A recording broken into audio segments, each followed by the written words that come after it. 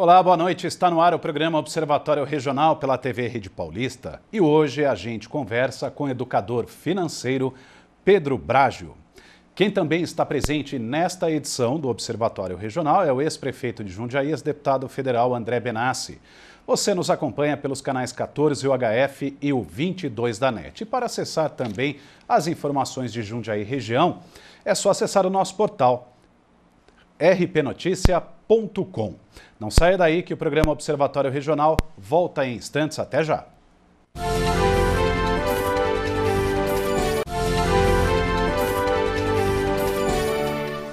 Muito boa noite, está no ar o programa Observatório Regional desta quinta-feira.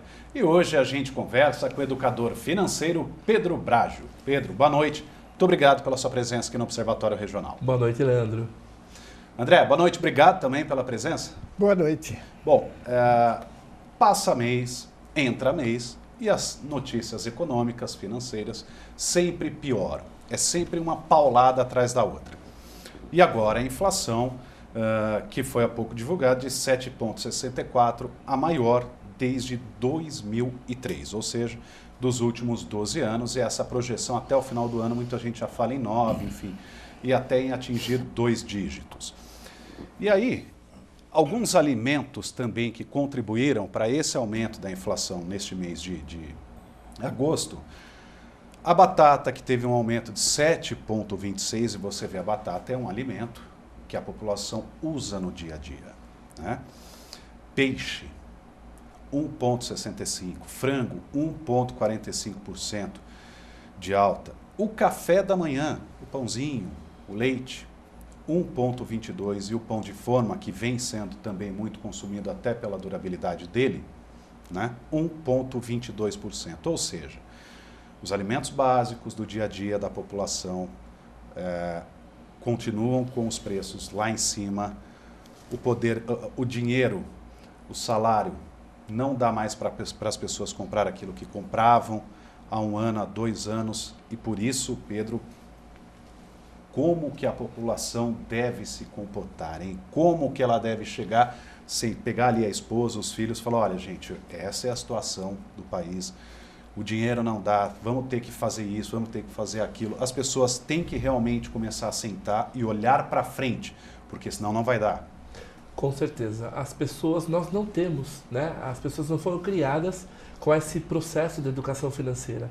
Não conhecem muito isso, não gostam muito de lidar com isso, mas agora, mais do que nunca, é importante que a pessoa consiga, que a família consiga se adequar a essa nova realidade, ou seja, sentando com a família, colocando um orçamento em dia. Para aqueles que não têm orçamento, está mais que na hora de formatar um orçamento. E quando eu falo de um orçamento, não precisa ser um orçamento numa planilha eletrônica, não precisa ser nada muito sofisticado, pode ser algo muito simples, mas tem que fazer isso e, como você disse, muito importante, projetar daqui para frente, né? O banco nos manda extrato bancário. Quando o banco manda o extrato, a nossa vida já passou, ou a fotografia desse período do banco você já passou. Se deu positivo ou negativo, pronto, não tem mais jeito, não tem mais o que fazer. Mas nós temos que sim ter um programa, uma programação para poder fazer com que de agora em diante a gente consiga antecipar os fatos ou conseguir adaptar mais a família à nova realidade.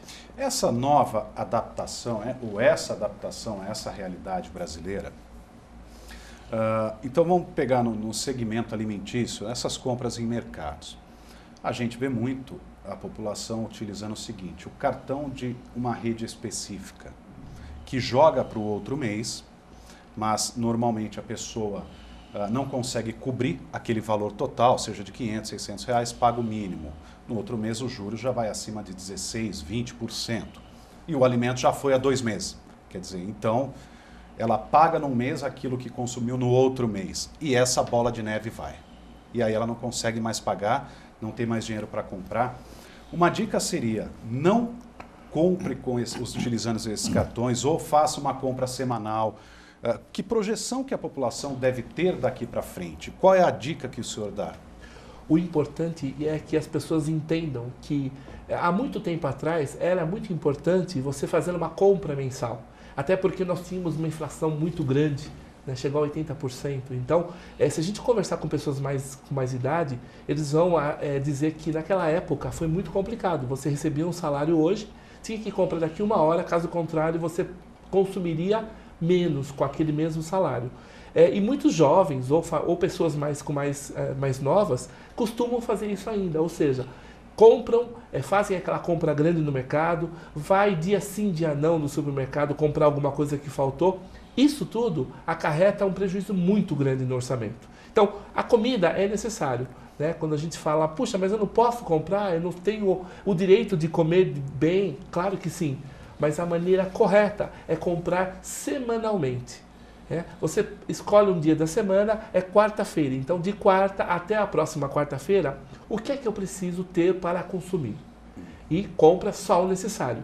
E aí aquele planejamento do cardápio em casa. É isso que eu vou fazer na quinta, na sexta, no sábado, no domingo. Perfeito. Parece que dá trabalho, mas não dá não. Depois que você entra no esquema, fica muito fácil. Então, vamos lá. Os filhos costumam comer bolacha toda noite, toda tarde. Ok, compra já naquele período, para aquela semana, a quantidade necessária de bolacha. Não tem problema nenhum. E depois, não vá mais no supermercado. Então, na quarta-feira você compra, na primeira semana você vai esquecer de alguma coisa, com certeza, você vai ter que voltar. Na segunda semana você vai começar a ficar muito mais redondo a sua projeção, e aí você faz isso um hábito. Com certeza você vai ter uma grande economia ao invés de ficar indo dia sim e dia não no mercado. Você percebe, né?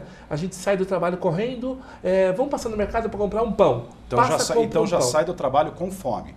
Com fome. Já sai morrendo de fome. Você vai no mercado, compra o pão e passa perto de chocolate, e passa perto de refrigerante, e passa a débito ou a crédito. Né? Você passa a crédito ou dá um cheque pré-datado. Tem muitos supermercados que já fazem isso, né? Fazem com que a pessoa compre e dê o cheque para daqui 40 dias, 45 dias. Isso não pode acontecer, porque na semana seguinte eu vou no mercado de novo e dou um outro cheque para 45 dias. Fica totalmente irreal, porque hoje, o que você está comprando hoje, que está deixando para 45 dias, chegará aos 45 dias, mas hoje você já está pagando o que você consumiu há 45 dias atrás. Exato. Então fica sem controle, não é possível visualizar isso. Então o importante é que a pessoa tenha um orçamento, coloque esse orçamento no papel, perceba um período de 3, 4 meses, como é que isso se comportou, para só assim realmente tomar atitudes interessantes. Geralmente as pessoas falam, eu quero tomar uma atitude, eu quero mudar meu hábito, eu quero mudar, mas se ela não visualiza num local, ela não consegue mudar. Então é hora de sentar, colocar no papel, fazer um raio-x da sua educação financeira, do seu planejamento financeiro, e só assim tomar decisões importantes para que consiga, daqui para frente, minimizar esses gastos e sofrer o quanto menos possível. Sacrifício, às vezes, terão que ser feitos. Porém, o quanto menos possível, se você planejar, você vai ter menos prejuízos aí. O André, e diante das palavras do Pedro, e a gente observa um agravamento da crise, uma recessão já projetada de -3 do PIB, né, até o final deste ano, -1 em 2016, quer dizer, as pessoas precisam ter realmente coragem de enfrentar a realidade, não tentar mais maquiar. Como o Pedro falou, olha, vou jogar lá para daqui 45 dias. Quer dizer, a realidade é hoje, o seu dia a dia é hoje. Tem instituição até falando em 3,5 do PIB. E 1,5 para o ano que vem. É bastante. É muito, é muita né? recessão. Planejamento, acho que o planejamento está certo. Devia ter isso há muito tempo. Mas hoje o povo brasileiro nem emprego tem mais, está com problema. Eu vejo empresas demitindo, quer dizer, pessoas já perdendo emprego, e é difícil, né? Então, fazer planejamento e saber bem onde vai gastar o dinheiro para poder enfrentar essa situação. Eu acho também que uma situação interessante seria começar com a educação financeira com os próprios filhos, né? Sim. Portanto, a partir de quando que o pai e a mãe, ou a própria escola mesmo, deve ter aquele professor, enfim, uma aula destinada a isso, Vamos planejar o futuro, vamos fazer essa educação financeira. Como é que isso deve funcionar, Pedro? A partir dos 3 anos, a criança deve ser já motivada a entender realmente alguns aspectos da vida, ou seja, leve no supermercado, mostre o que é caro, o que é barato, mas por mais que ela não entenda, vai ficar dentro dela um conceito básico, né? Então, compra isso ou compra aquilo, tem que escolher o que vai comprar, né? Os pais geralmente dizem o seguinte: eu não levo meu filho no supermercado porque senão eu gasto demais. Então, isso não é possível. Nós temos que conversar com o filho antes.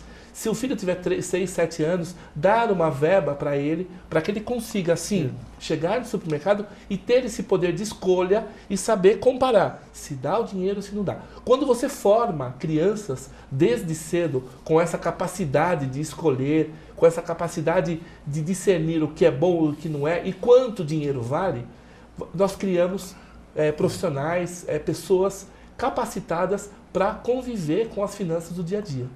Eu fiz um trabalho numa escola em São Paulo com crianças e nós fomos no colégio e nós percorremos todos os corredores do supermercado sem eles poderem pegar nos alimentos. E na segunda rodada, sim, eles deixei que pegassem os alimentos e também tinha uma verba de R$10. Foi uma dinâmica muito interessante que as crianças perceberam que nem tudo que está lá ela pode comprar, ela deve comprar. Ela precisa primeiro passar, olhar, ver se tem essa necessidade e ter esse dinheiro na mão. É como nós, quando você vai no supermercado e você quer comprar alguma coisa, se você tem cartão de crédito, você não olha. Então, é interessante que as crianças aprendam logo cedo. Tem uma história interessante, que no passado, nem tanto distante assim, as famílias ensinavam as crianças a poupar, ter o cofrinho em casa, guardar o dinheiro. Isso também é importante, porque a criança já vai com o breque de mão puxado. Agora, a criança que tem dinheiro solto, ela vai e gasta até onde não deve. E daí, vê se a pessoa cresce com aquele estímulo e é difícil de segurar. O governo brasileiro estimulou muito as pessoas a comprar sem dinheiro. E isso não é bom assim, porque ele acaba forçando a emissão de moeda. Essa é a verdade. E a inflação chega. Pedro?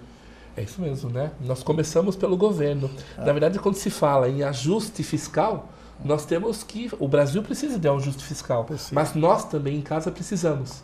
O que é esse ajuste fiscal? É realmente entender quais são as despesas que realmente nós precisamos ter e quais as despesas que nós precisamos cortar ou reajustar.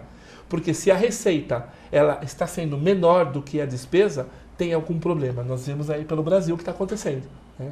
Em casa é a mesma coisa. Então é hora de novo, voltar nesse orçamento e verificar. Se a despesa está maior, vamos fazer esse ajuste imediatamente. Porque senão, pegar dinheiro no banco, com agiota ou no banco, isso vai ficar muito caro e vai ser uma bola de neve que a pessoa e a família não vai conseguir sair tão cedo.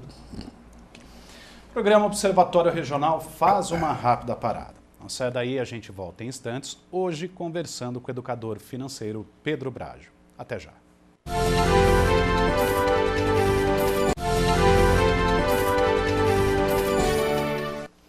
Já estamos de volta, último bloco do programa Observatório Regional desta quinta-feira. Hoje a gente conversa com o educador financeiro Pedro Brajo. Bom, a gente falou de como trabalhar com as crianças no bloco anterior. E aí vamos supor que isso nunca foi dito dentro de casa, nunca foi trabalhado e essa criança cresceu, hoje é um jovem. Já olha para o mercado de trabalho, mas ele também tem que ter essa ciência, essa consciência de como também ele fazer a educação financeira dele. Obviamente que é bem diferente do que de uma criança, até porque ele já começa a pensar em namoro, em casamento, em compra de imóvel, como é que ele também deve começar a planejar a sua vida. E aí já vou até emendar outra questão. Muita gente está falando, olha, agora pode ser um momento bom para comprar um carro zero, pode ser um momento bom para comprar um imóvel. De fato quais são os cuidados que as pessoas devem ter num momento como esse? Respondendo a sua primeira pergunta, o jovem, quando não teve educação financeira, realmente ele vai ser um pouco mais resistente a tudo isso. né? Como foi dito, se a criança teve muito durante a infância e os pais não conseguiram lançar essa ideia, não conseguiram fazer com que essa criança entendesse o que pode, o que não pode, o que é caro, o que não é caro, quando ele fica adolescente e fica jovem, é mais difícil. Mas os pais precisam continuar ajudando nesse sentido. Talvez a ajuda maior que o pai possa dar nesse momento é não ajudar mais, entre aspas, financeiramente. O pai vai conseguir ajudar se ele não ajudar mais financeiramente, ou diminuir essa ajuda, porque o jovem só vai perceber mesmo essa relação da educação financeira quando ele tiver falta de alguma coisa. E se o pai supre, ele nunca vai aprender essa dinâmica de que é necessário poupar, é necessário se adequar, é necessário fazer um ajuste fiscal na família.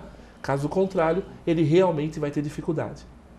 E hoje é momento de comprar alguma coisa?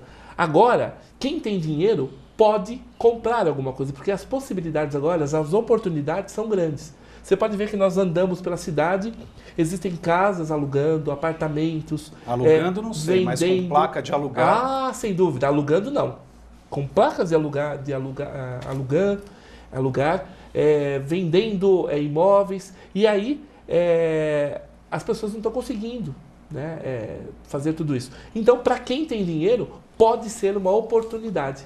De repente, conversar com esse proprietário, tentar uma negociação melhor, porque aí sim, quem tem dinheiro consegue, nesse momento, fazer um negócio talvez interessante. Mas para quem não tem dinheiro agora, ou até pior, alguém que esteja endividado, não é momento de fazer nada. Investir, financiar, agora não. Porque geralmente quando a pessoa financia uma casa, ela pensa só em pagar a parcela do mês. Só que ela esquece que depois que a casa está já em condições de ser habitada, ela precisa colocar móveis, precisa mobiliar, precisa decorar, e tudo isso acaba afetando o orçamento. Então, agora talvez não dê.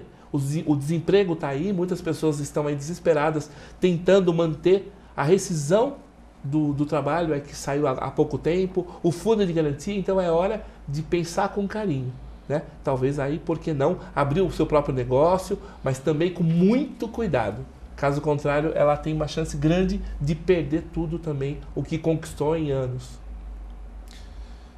E no geral, as pessoas que não viveram negócio próprio, quando são indenizados, eles entram num negócio que não conhecem e imaginam que no dia seguinte já começa. Então leva 3, 4, 5 anos ou mais até para começar a ganhar dinheiro. E nesse período, onde está se metendo. Pois né? E nesse período ela só vai gastar. Então o que pode acontecer é ela perder tudo que ela ganhou, indenização, aquela coisa toda. Então, e vai pensar muito. Não piscar. Rápido, muito rápido. Porque tem empresa que leva 10 anos para ela começar a gerar dinheiro para dar um retorno. alguma receita e tal. E o principal motivo pelo qual as empresas acabam fechando é porque elas pensam na empresa, pensam no negócio e acabam esquecendo do principal, que é o capital de giro. E tem outra coisa, porque o cidadão que se destina a fazer isso, você colocar uma empresa, ele nem imagina que o imposto que ele nem ganhou, ele vai estar pagando, entendeu? Só que ele vai se afundando só com o imposto. Isso. Que deveria, nesse espaço de tempo, o governo devia deixar sem imposto, para que ele ganhasse impulso e desse um prazo para ganhar. Bom, e como a gente está no momento de desemprego, o salário não dá mais para aquilo que as pessoas compravam, obviamente, e quem não tem poupança não conseguiu cobrir, de repente, uma despesa maior que ocorreu naquele mês e entra numa dívida. Momento é bom para renegociar essa dívida e como o cidadão que está endividado deve renegociar essa dívida? Olha, o momento é propício sim para sentar com o seu credor, conversar com ele, olhos nos olhos e dizer, olha, eu quero te pagar, mas agora não consigo por N motivos, né? Mas normalmente todo mundo tem dívida com o banco. Isso. Né? E os bancos, e aí? Eles renegociam tão facilmente assim? Você precisa ter um pouco de paciência, porque na verdade, quando você tem uma dívida com o banco, você tem um juro embutido ali muito alto. Exato. E o banco sabe muito bem disso, né?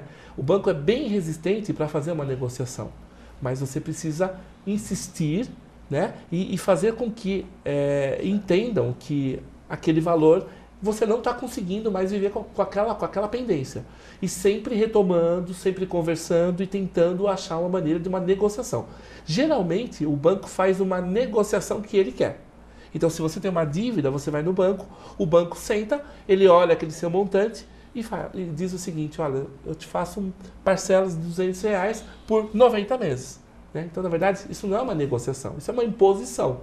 Né? O interessante seria sentar e negociar com ele. Então, com o banco é mais complicado, mas se você tem dívida com um amigo, com uma loja, sei lá o que, você pode sim e deve dizer: eu quero pagar, mas agora eu não consigo. Deixa eu me programar, eu estou me programando para te pagar. Eu te pago, sei lá, R$100 por mês, em 10 vezes eu quito isso.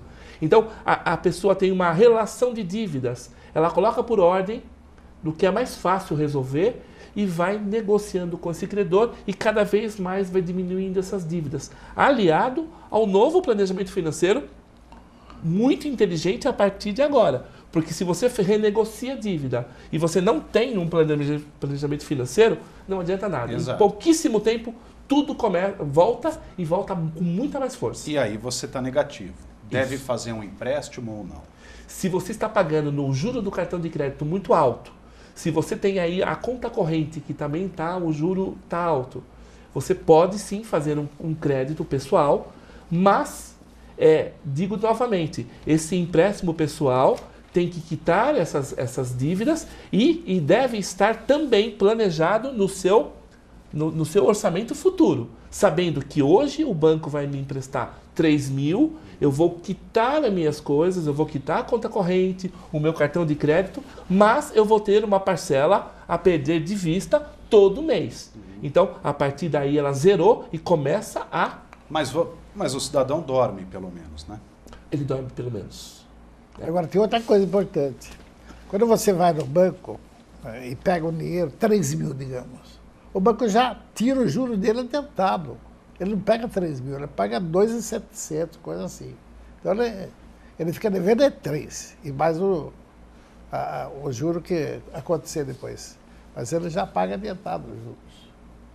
Bom, uma outra situação que é o seguinte: Natal deste ano de 2015 deve ter o pior desempenho para o comércio por pelo menos 12 anos. Desde 2004, as vendas sempre cresceram em relação ao anterior, mas neste ano a projeção é realmente de queda e algumas instituições estão prevendo até de -4. Quer dizer, é muita coisa. Né? Então, só que a gente chega num momento que parece que as pessoas não pensam muito em economizar.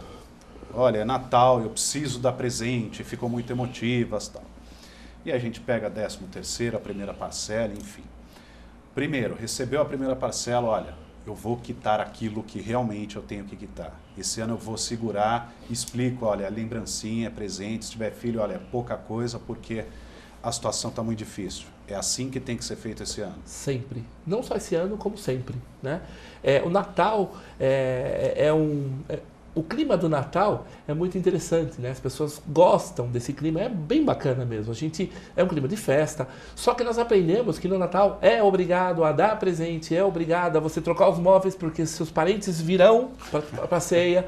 Então, é assim, tem gente que se endivida muito. Compra móvel usado, né? Agora não dá mais para comprar novo. Sim, sem dúvida. Se quiser, eu indico. Eu compro móveis usados. Na verdade, eu acho que é muito importante, não só pela questão do dinheiro, mas da sustentabilidade, da questão do meio ambiente. Tem tantos móveis aí ótimos que as pessoas compram e trocam, né? Mas móveis usados eu não compro. Por que não? Né? Então, por que então não pensar diferente a partir de agora? Independente de crise. Né? Vamos mudar um pouco. Se tiver que trocar alguma coisa, pensa antes de comprar e compra mais barato. Se você tem que dar presente, estipula um valor. E os filhos pedem algum brinquedo, alguma coisa, vamos sentar com o filho e explicar para ele que a verba vai ser X. Ah, mas meu filho vai me odiar. Não, o seu filho vai te adorar depois. Se você faz tudo o que ele quer, lá na frente ele vai te cobrar muito, porque você deixou muito aberto. E depois ele não vai ter essa educação financeira, ele não vai ter esse critério. Então, verba é muito importante e tem que fazer isso. É melhor agora, porque enquanto a gente vai comprando brinquedo com um cartão de crédito e vai fingindo que a situação está boa, vai chegar um momento que você não vai ter mais crédito. Aí sim você não vai pedir para o seu filho, se ele dá uma verba para o seu filho, você vai ser obrigado a falar para ele, não tem. Então é melhor antes agora do que depois ter que falar não tem. Ok. Pedro, obrigado pela presença aqui no programa Observatório Regional. Boa noite para você e que volte em outras oportunidades. Obrigado, boa noite a todos. André, boa noite, obrigado também. A gente se vê na próxima semana. Boa noite, Leandro. Termina aqui mais um programa Observatório Regional pela TV Rede Paulista. Muito obrigado pela sua audiência, pela companhia e até a semana que vem.